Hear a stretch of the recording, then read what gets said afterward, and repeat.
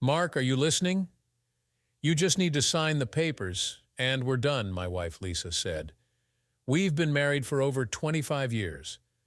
I tried to focus, but her voice seemed to fade as she went on. It all started this afternoon when I got home from the office.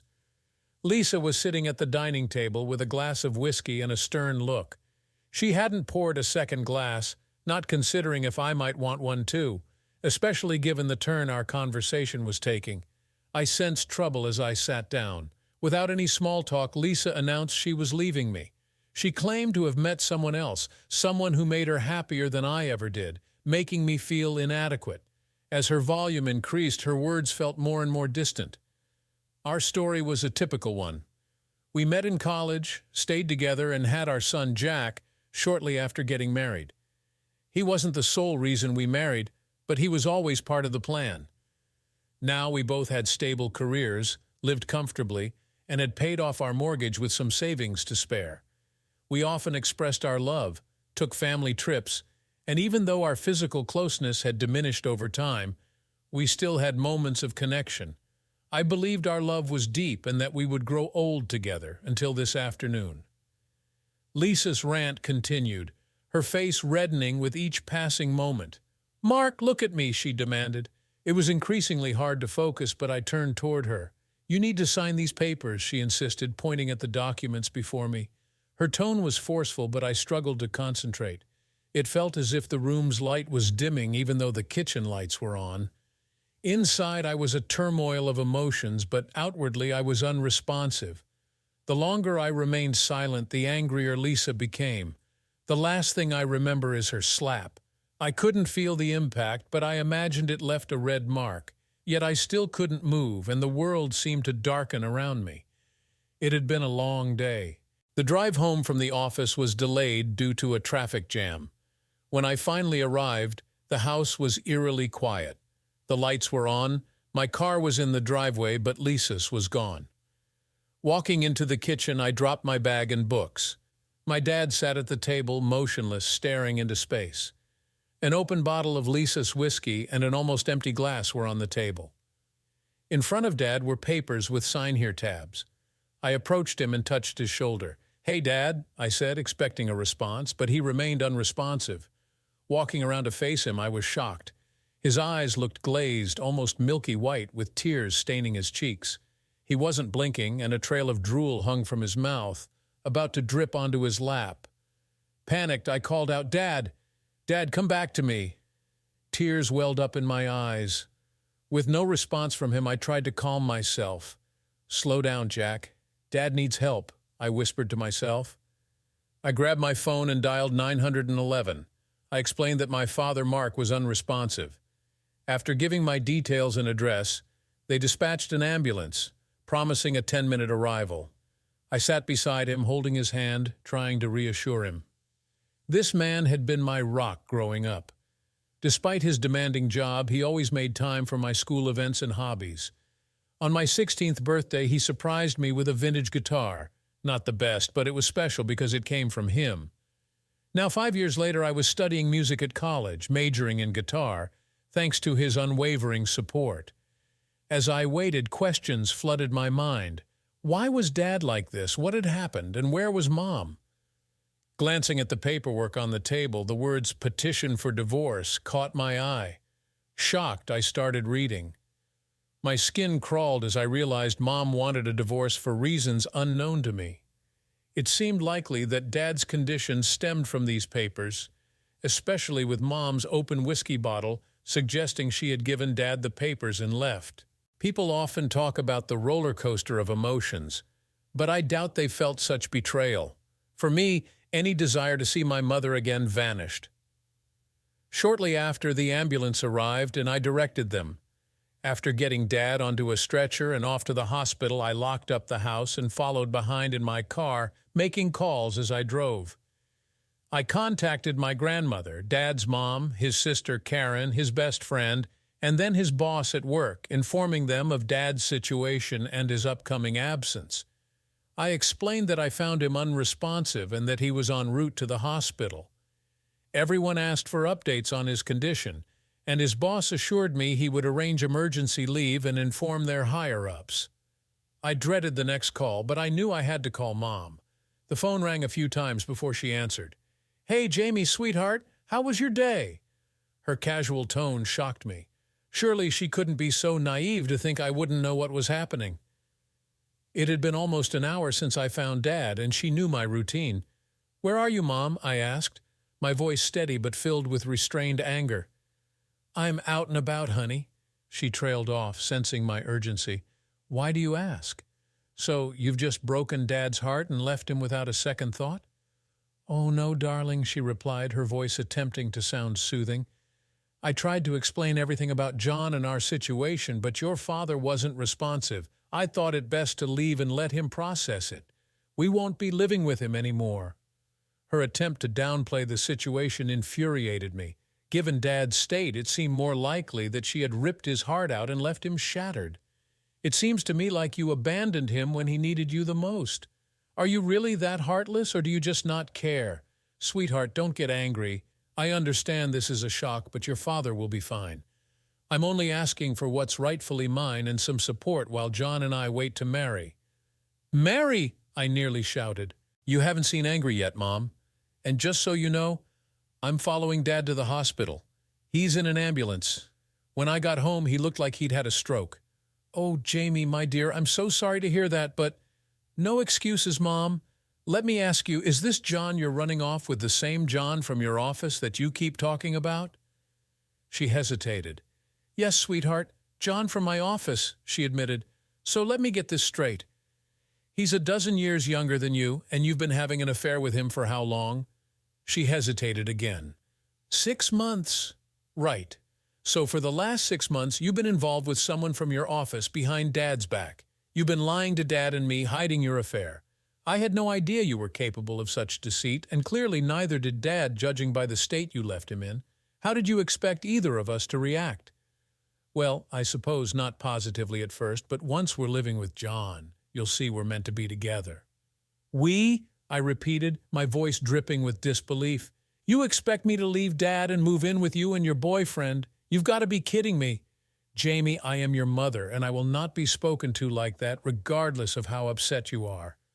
"Then I guess we're done talking," I said, hanging up before she could respond. If she thought I would support what she was doing, she was sorely mistaken. She tried calling me back multiple times, then started calling Dad's phone, which I had with me. I ignored her calls. By the time I reached the hospital, the ambulance crew had admitted Dad, and he was under observation. Aunt Karen had arrived and told me that she had also received several calls from my mother, but wasn't sure what was happening other than her brother being in the hospital. When I explained the situation, Aunt Karen's face turned a deep shade of crimson, almost as if steam were coming out of her ears. "Jamie, do you have the documents that woman left for my brother?" she asked, her voice trembling with anger. "Here you go, Aunt Linda," I said, passing her the documents. Aside from being my aunt, Linda was our family's legal expert. We sat beside Dad for the next hour as Linda meticulously examined the papers, occasionally muttering in frustration. Doctors and nurses came and went, checking on Dad's condition. The bad news is your mother is set on this divorce. The timeline here shows the process has been going on for over 2 months and had to be served this week to avoid substantially higher fees from her legal team, Linda explained. I shrugged, feeling a mix of anger and resignation. I'd heard enough from my mother. I was determined to see that she and Dad separated after what she had done. It was strange I had always looked up to my mom, but now her actions seemed entirely self-serving. This whole debacle seemed orchestrated by her new boyfriend, Greg. Regardless, Mom and Dad weren't going to weather this storm, especially if Dad's current state was any indication. The good news is she hired a mediocre attorney. She's going to have to spend a lot on this divorce, and even more if it goes to court, Linda smirked. Meanwhile, my dear brother has the best legal representation in town, and he's getting the family discount. We shared a small, bittersweet smile. Additionally, some of the demands here, like claiming 50 equity in the house and 60 of the financial assets, along with spousal and child support, are quite inflated. I assume you're not planning to live with your mother? I shook my head firmly. Good. Okay, I have some initial strategies, but we need to see how your dad's condition evolves over the next 24 hours. Your mother could already be in trouble for abandonment and mental cruelty. The following days were a whirlwind, with doctors constantly checking on Dad. Physically, he was stable, but he remained unresponsive. I managed to keep up with my university studies in the hospital room, laptop and textbooks spread out. Occasionally, a family member would relieve me, allowing me to go home, catch a few hours of sleep, and return. I'll admit, I shed a few tears alone in the house.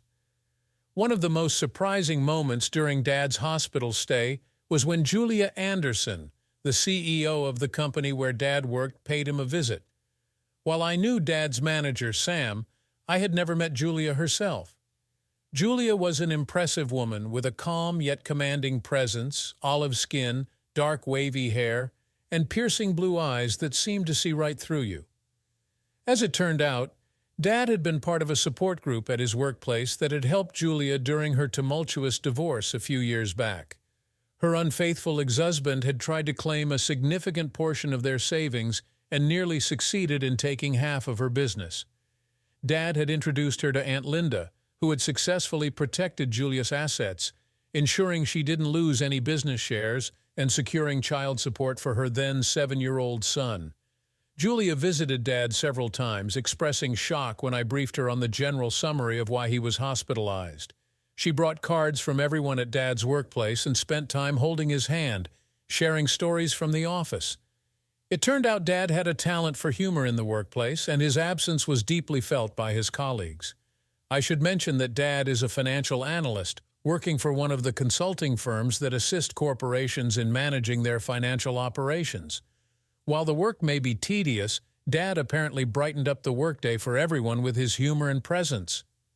About 2 weeks later, I returned from a shower and a nap at home to find Linda and Julia in the midst of a conversation, which seemed a bit heated. Their frustration was directed at my mother. It turned out my mother had sent a demand letter to Julia, requesting access to all of Dad's bonuses from the past few years. It didn't matter that the bonuses had already been paid out. The letter demanded that she receive 50 of them within 30 days into a designated bank account, or she would pursue legal action against Julia. Besides the absurdity of her claim for money already dispersed, it seems like she and her new partner are in dire financial straits since I've frozen all the joint assets while Michael is incapacitated, Linda remarked with a triumphant grin. I chuckled, making my presence known. Yes, this morning I received my first communication from Mom in 2 weeks, a text message asking if I could lend her a few thousand. I haven't responded because I'm still pretty upset with her. She hasn't even asked about Dad since I told her what she did to him. Over the past couple of weeks, Julia had become fiercely protective of my dad whenever my mother was brought up. Rachel's eyes flared with anger, her voice dropping to a venomous whisper. It felt like sparks were about to fly from her intense gaze. I just prayed she never had to face my mother otherwise. I feared an explosive confrontation. Despite everything, she was still my mom. Jamie, she has completely devastated the most wonderful man. If it weren't for your father, I wouldn't have my son, Ethan, or my company. So many at the office supported me during my darkest days, but your father truly listened. He never judged my ex-husband or me, he just let me speak. No one else ever did that without trying to give advice. He introduced me to your aunt and made sure I was taken care of. If he had been single, I would have pursued him with everything I had.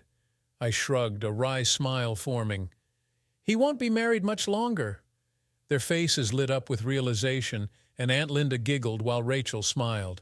Thanks, Jamie. I needed that. I still can't fathom what your mother has done to him, or how she could discard such an amazing man.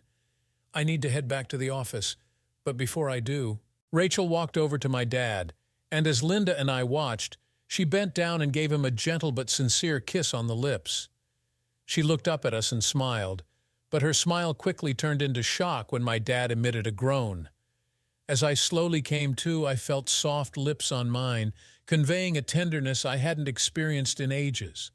The beeping of hospital machines and my groans reminded me of my surroundings. Expecting to see Lisa, I opened my eyes, surprised to find Rachel smiling down at me. Jamie and Linda approached from the other side of the bed. "It's okay, Dad. You're going to be okay," Jamie reassured me. As my memories returned, I realized Lisa was leaving me or had already left. Over the next few minutes, the three of them filled me in on how Jamie had found me unresponsive, called an ambulance, and discovered the divorce papers, exposing Lisa's months-long affair. I learned that Lisa had threatened Rachel when Linda froze our finances until they could assess my condition. "How long?" I asked. "2 weeks, Michael," Linda replied. I turned to Rachel. You kissed me." Rachel blushed. "Yeah, sorry. I was about to head back to the office and was saying goodbye." I smiled. "No, it's okay.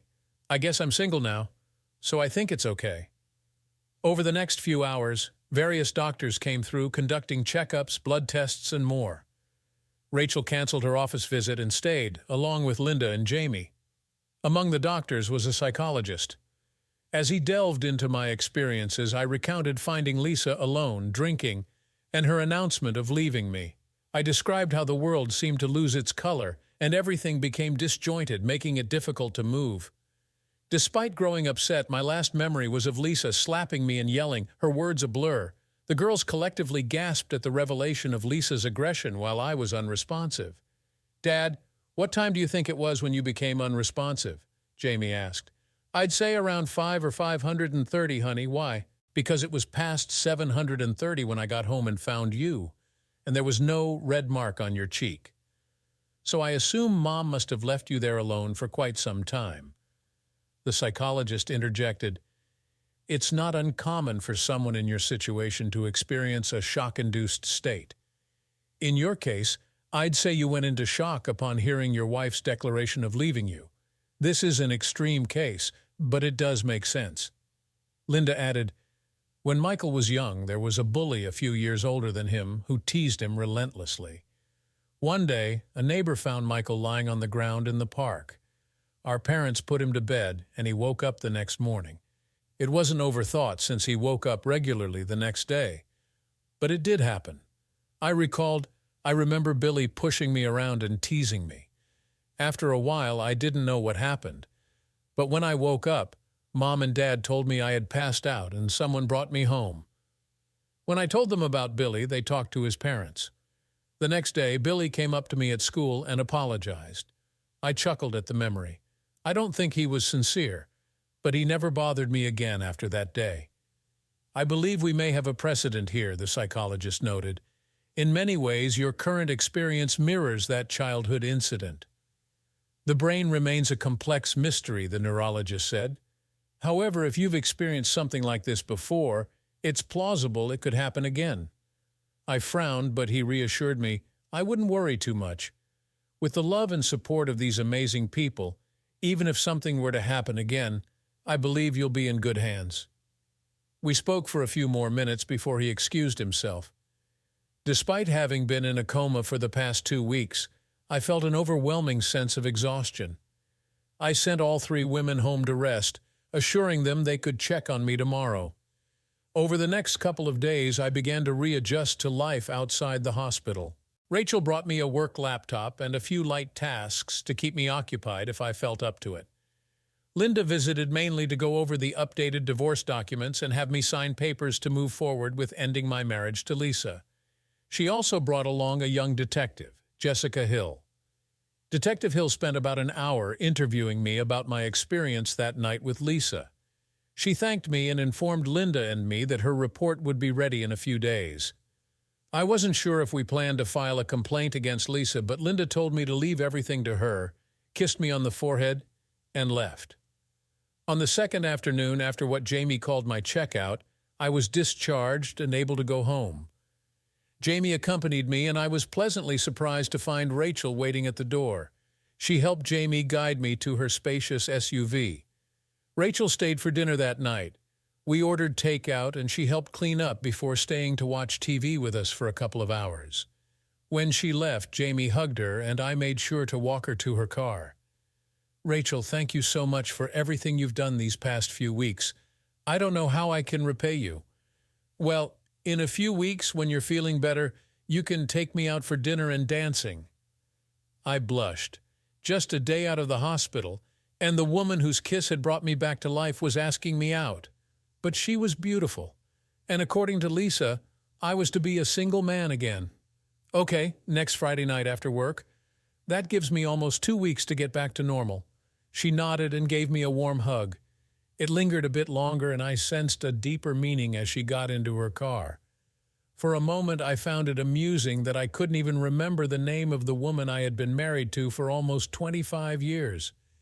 For the next few days, Jamie, Linda, and Rachel hovered around me, making sure I was all right. It was comforting to be cared for in such a way. However, the news Linda brought that Friday afternoon caught all of us off guard. "This afternoon, Lisa got arrested," she announced. "What happened?" I asked.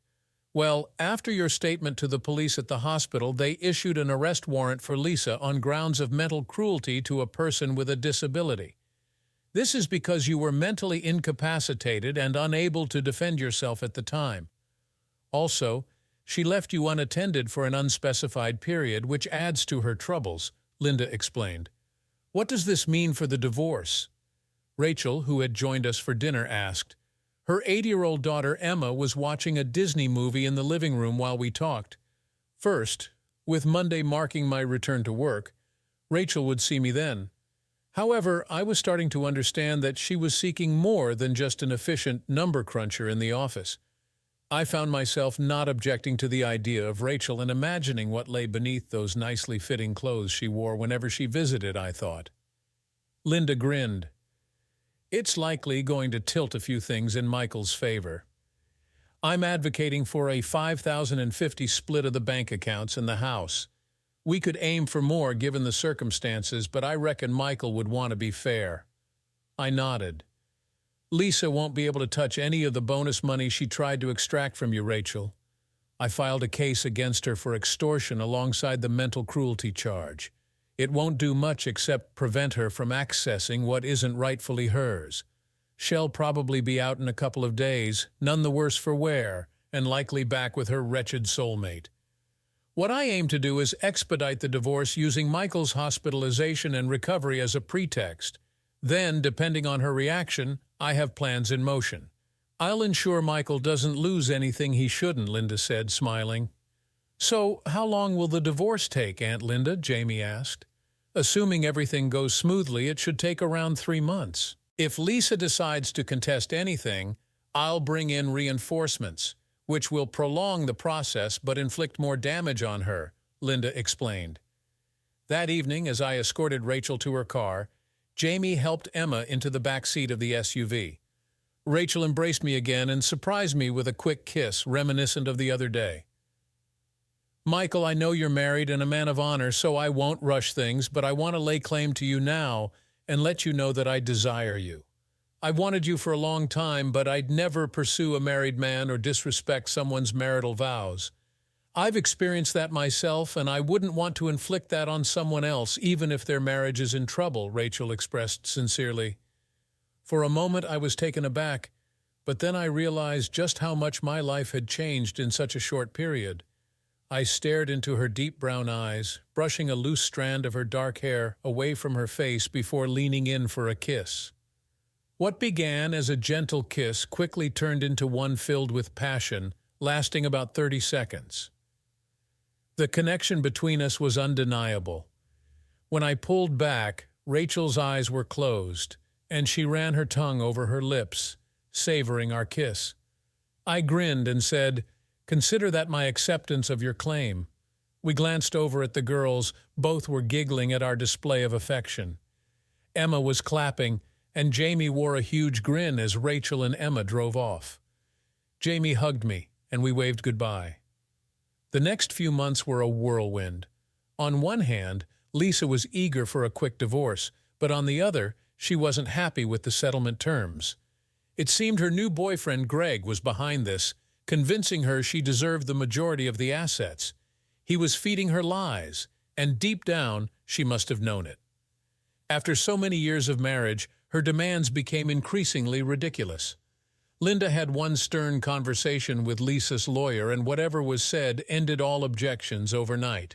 Rachel and I went on dates every Friday night while Jamie started babysitting Emma.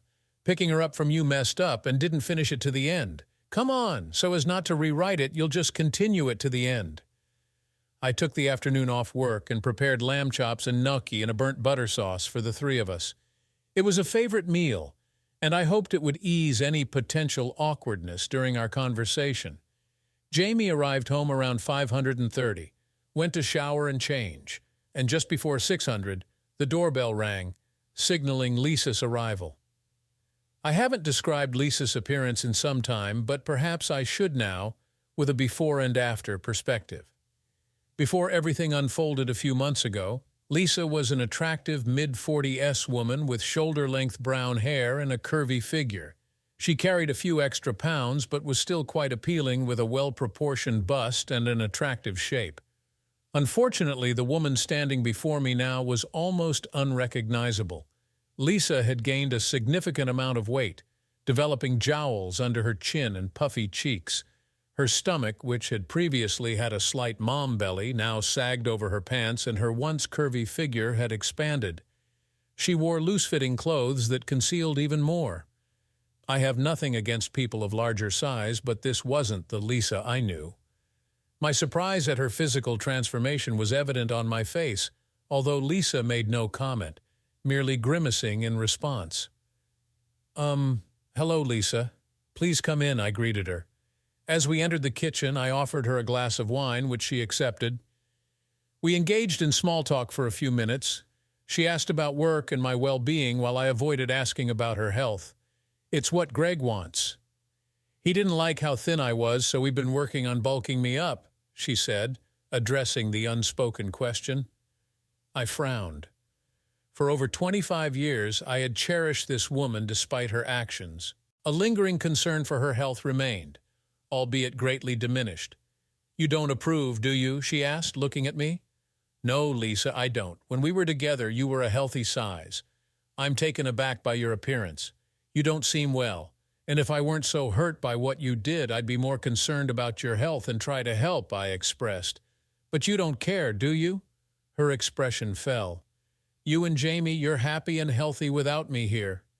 Well, there's a part of me that cares. But when you walked out and practically left me for dead, I trailed off, shrugging while she sighed. I deserve that. I did a terrible thing, she admitted. Our conversation grew more intense as the evening progressed. Jamie joined us, and the atmosphere was thick with unspoken words and unresolved feelings. The dinner I had prepared was meant to be a gesture of goodwill, but it felt like a peace offering at a battlefield truce. Look, Lisa, I began, we're here to discuss the final terms. I want to ensure Jamie's well-being and make sure we both move on in the best way possible. I understand, Michael, Lisa replied, her eyes downcast. I want what's best for Jamie, too. Greg's been pushing me to ask for more, but honestly, I'm tired of the fighting. I just want this to be over. Linda had advised me to remain firm but fair. Let's agree on a fair split of our assets, the house, the savings, everything. I want to make sure Jamie's future is secure. Lisa nodded, tears welling up in her eyes. I agree. I'm sorry for everything, Michael. Truly. The next morning, Linda and I finalized the paperwork, ensuring that the terms were fair and just. The relief I felt was immense. It was as if a heavy weight had been lifted off my shoulders. As the day of the final decree approached, Rachel was my constant support. Our relationship had grown stronger, and I looked forward to a future with her. On the evening of the final decree, Rachel and I went out for a special dinner. We talked, laughed, and celebrated the end of a painful chapter in my life. 3 days later, as the final decree came through, I felt a sense of closure. Jamie, Rachel, and I had dinner together, toasting to new beginnings.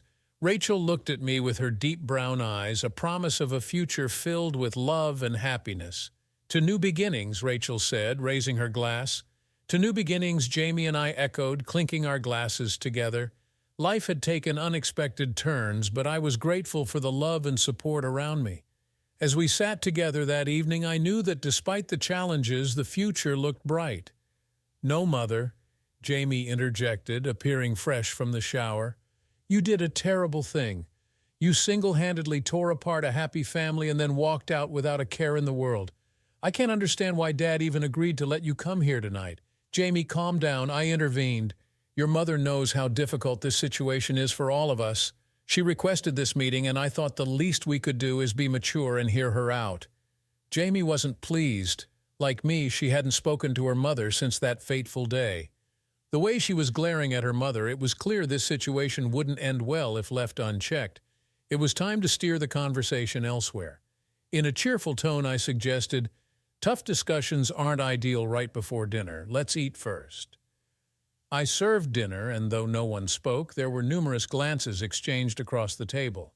Jamie maintained a steady glare at her mother throughout the meal. After dinner, I cleared the table, and Lisa requested to speak to Jamie alone. "No way.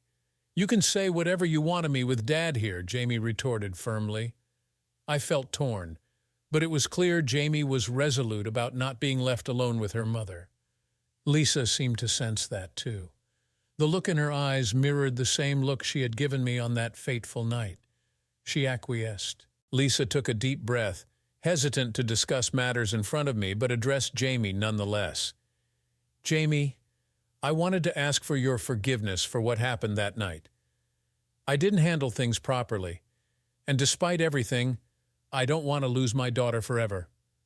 Glancing at me, she added, "There's more, but I'd prefer to discuss it in private without your father present." "Sorry, Mom, but if you can't say it to both of us, then I don't want to hear it," Jamie declared. Before Lisa could respond, Jamie stood up and left the room, slamming her bedroom door shut. "I hoped that would go better," Lisa murmured softly, more to herself than to me. "Considering the circumstances, it went rather smoothly," I replied. "Annie, you need to realize that right now, nobody in this house holds much affection for you." She started to reply, but I raised my hand to stop her. "Let me finish. First, you engaged in a long-term affair and kept it a secret from both Jamie and me. Then you served me with divorce papers out of the blue. When I went into what Jamie refers to as checkout mode, you proceeded to yell, scream, and slap me." Lisa appeared stunned, like a deer caught in headlights. "Yes, I remember that," I continued, "and I recall most of that time until shortly after you first slapped me. But let's continue. At some point, you abandoned me when I was unresponsive, leaving me there until Jamie arrived home and found me in the same state."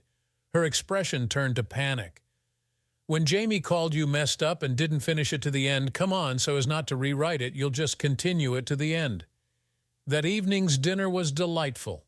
Surrounded by people who cared for me, I realized that while one chapter had closed, another had just begun. And this new chapter was filled with promise and happiness. Rachel and I enjoyed our dinner, laughing and talking about our plans for the future. Jamie joined in, her earlier anger toward her mother gradually fading as she saw how happy I was. It was clear that Rachel and I were building something special, and Jamie's support meant the world to me. As the evening progressed, Rachel's daughter, Emma, played with Jamie, their laughter echoing through the house. It felt like a fresh start, a new family dynamic that was warm and supportive. Later that night, after everyone had left, Rachel stayed behind to help me clean up. As we worked side by side, the connection between us grew stronger. When we finally finished, Rachel turned to me, her eyes filled with love. "Michael, I know this has been a tough journey, but I want you to know that I'm here for you." "Always," she said softly. I pulled her into my arms, kissing her gently. "Thank you, Rachel. You've brought so much joy back into my life. I can't wait to see what the future holds for us." The next few weeks flew by, filled with new experiences and deeper connections. Rachel and I continued to see each other regularly, and our bond grew stronger with each passing day.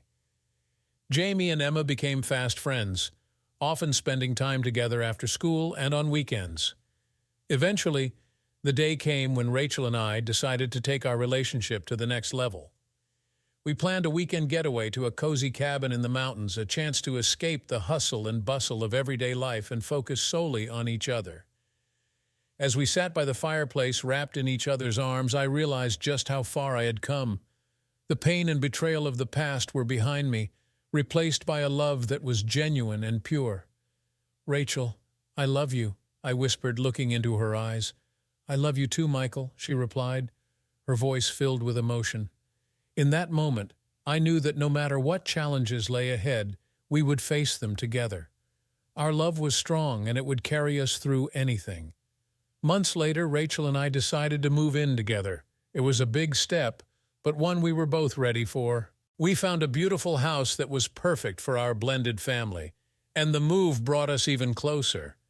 Jamie and Emma adjusted well to the new living arrangement, and our home was filled with laughter and love. The scars of the past had healed, and we were all looking forward to a bright and happy future. One evening, as we all sat down to dinner, I looked around the table at my new family. Rachel, Jamie, and Emma were laughing and talking, and I felt a deep sense of contentment. Life had taken me on an unexpected journey, but it had led me to a place of true happiness. Surrounded by the people I loved, I knew that this was only the beginning of a wonderful new chapter. To new beginnings, I said, raising my glass. To new beginnings, they all echoed, clinking their glasses together. As we celebrated our new life together, I felt grateful for every moment that had brought me here. The future was bright, and I couldn't wait to see where it would take us. With Jamie, Linda, Rachel, and Emma all joining in to celebrate my newfound freedom from Lisa, we had a joyful evening. Later that Friday night, after the girls were in bed, Rachel and I consummated our relationship. Whatever I did must have been right, because throughout the weekend Rachel seemed a bit sore whenever she sat down, but her eyes burned with a fiery passion that I knew was reserved for me alone. 6 months later, we tied the knot in a beautiful ceremony by a local lake with many of our colleagues in attendance. Though we initially planned to marry later, we decided to move the date up to coincide with the arrival of Jamie and Emma's new little brother. Update: 5 years had passed, and Jamie, her boyfriend Rachel, and I were enjoying dinner at a local restaurant when 5-year-old Keegan posed a question. "Daddy, who is that lady who keeps staring at us?" Turning to look, we spotted Lisa sitting across the room.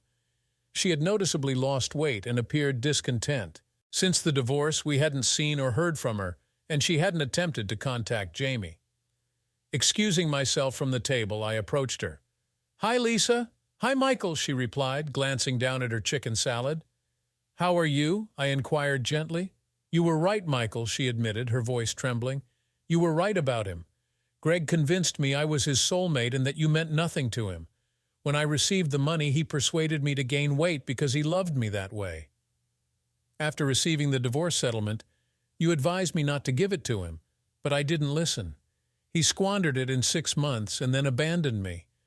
Though I was still upset with her, her story lacked the happy ending mine had. Since then, I've spent every moment trying to rebuild the confidence he shattered and reclaim some semblance of my former self," she confessed, holding back tears. "For the first time in years, I saw a glimpse of the Lisa I once knew. Michael, I am so sorry. I treated you horribly because I believed Greg knew things you didn't. I abandoned the man who truly loved me, leaving you unresponsive. You could have died because of my actions. I know you can never forgive me, but I want to apologize." Tears streamed down her face as she spoke. Surprisingly, Jamie had joined us, standing beside me, witnessing her mother's apology. She gave me a weary smile, grabbed my hand, and extended her hand to her mother. Seeing Jamie's gesture, Lisa panicked, attempting to leave, but Jamie blocked her path. "Mom, stop! You don't need to leave," Jamie asserted, sliding into the booth next to Lisa. Jamie and I joined her. I glanced at Rachel, who nodded in agreement. For the next hour, mother and daughter conversed. There were many tears shed, but for once they were healing, not hurtful. Once they caught up, Jamie and I reintroduced Lisa to everyone else. Lisa seemed a bit unsettled when introduced to Keegan as Auntie Lisa. Following that day, we gradually welcomed Lisa back into our lives. Jamie and her mother reconnected slowly, meeting for coffee every week or two. Trust developed gradually between them, but eventually solidified. When Jamie got married, Lisa had the opportunity to play the role of mother of the bride. Rachel occasionally invited Lisa over for dinner at our house. Initially, I suspected it was to show Lisa what she had lost and what Rachel had gained by marrying me. However, while they never became close friends, Rachel and Lisa developed an odd sort of friendship that I never quite understood. Linda never forgave Lisa for the injury she inflicted on me, although she remained polite when they encountered each other. With Rachel's approval, Lisa and I engaged in some post-marriage counseling. We addressed many of the issues from our past spanning over 5 years ago. The counselor speculated that Lisa might have been experiencing hormonal imbalances, but Lisa vehemently rejected this notion. No, I threw away the most precious things in my life that day. I had a loving husband and a daughter who wanted to be with me.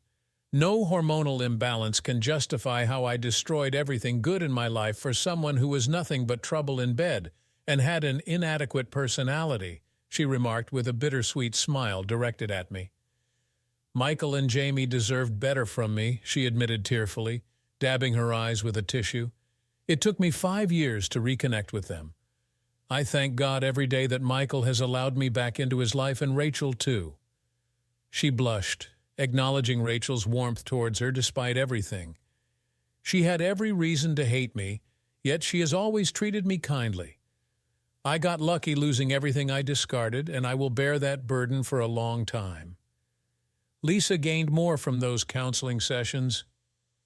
As we lay in each other's arms, I couldn't help but reflect on how far we had come. The pain of the past had faded, replaced by a deep, enduring love. The next morning, we woke up to the sound of laughter and the smell of coffee brewing in the kitchen. Jamie and Lisa were already up, preparing breakfast. Rachel and I joined them, feeling the warmth and harmony that had become a constant in our lives. Over the next few years, our family continued to grow and thrive. Jamie married her boyfriend, and they welcomed a beautiful baby girl into the world. Watching Jamie become a mother was one of the greatest joys of my life. She had grown into a strong, compassionate woman, and I was incredibly proud of her. Lisa, too, found happiness. After reconnecting with us, she started volunteering at a local charity, helping others who had gone through similar struggles. It gave her a sense of purpose and helped her rebuild her self-esteem. Eventually, she met Fred, a kind and supportive man who appreciated her for who she was. They started a new chapter together, and it was heartening to see Lisa finally find peace and love. Rachel and I continued to nurture our relationship, finding joy in the everyday moments and cherishing our time together. We traveled, explored new places, and created countless memories. Our love only grew stronger with each passing year. One evening, as we sat on the porch watching the sunset, Rachel turned to me and said, "Michael, I feel so blessed to have you in my life. Thank you for loving me and for being the wonderful man that you are." I took her hand in mine and replied, "Rachel, you have brought so much happiness into my life. I am grateful for every moment we share, and I look forward to many more years together." As the sun dipped below the horizon, I knew that our journey was far from over. There would be challenges, but with Rachel by my side and the love of our family, I was ready to face whatever came our way. The end of one chapter had led to the beginning of another, and I was excited for the future. Surrounded by love, supported by family, and anchored by the enduring bond I shared with Rachel, I felt a profound sense of contentment. Life had taught me that even in the face of adversity, love and resilience could lead to new beginnings. And as I held Rachel close, I knew that our story was just beginning, filled with endless possibilities and a love that would last a lifetime. One evening, 5 years after reconnecting with Lisa, Rachel and I were sitting in our living room watching Keegan and Emma play. Jamie and her husband had just announced they were expecting their second child, and the family couldn't have been happier. The doorbell rang, and I got up to answer it, finding Lisa and Fred standing there with a bottle of wine and a homemade cake. "We thought we'd come over and celebrate," Lisa said with a warm smile. Come in," I replied, stepping aside to let them enter. The house was soon filled with laughter and the clinking of glasses. We toasted to new beginnings, to love, and to the unbreakable bonds of family. As the night drew to a close and everyone began to leave, Lisa pulled me aside. "Michael, I just want to say thank you for everything, for forgiving me, for welcoming me back into your life, and for being such a wonderful father to Jamie. Lisa, we've all come a long way, and I'm glad we've reached a place of peace and understanding. You deserve happiness just as much as anyone else." She hugged me tightly, and as we parted, I saw tears of gratitude in her eyes. Rachel joined me, wrapping her arms around my waist. "Ready to call it a night?" she asked. "Absolutely," I replied, kissing her forehead. As we walked back into the house, I felt an overwhelming sense of gratitude. Despite all the hardships, we had found our way to a place of love and happiness. Our family was whole again, and the future looked bright. Rachel and I climbed into bed, and as we drifted off to sleep, I knew that no matter what lay ahead, we would face it together. Our journey was far from over, and I couldn't wait to see where it would take us next. In the end, it wasn't just about finding love again, it was about building a life filled with joy, resilience, and unwavering support. And as I held Rachel close, I knew that we had all found our way home.